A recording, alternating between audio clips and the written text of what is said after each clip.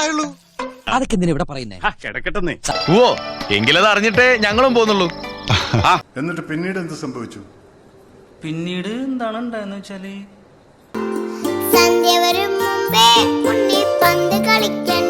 എടാ മോനെ,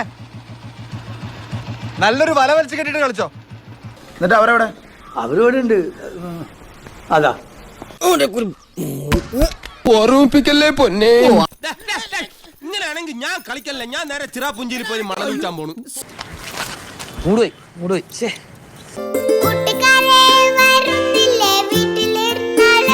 അതെ വാ, നമുക്കൊന്ന് അടിച്ച് കേറാം.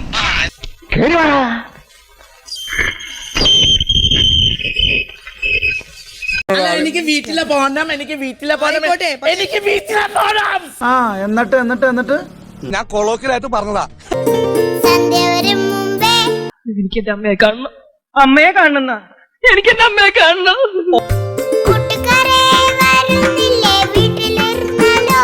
നാഹി എന്ന് പറഞ്ഞാൽ നാഹി ഓടോ ഹേ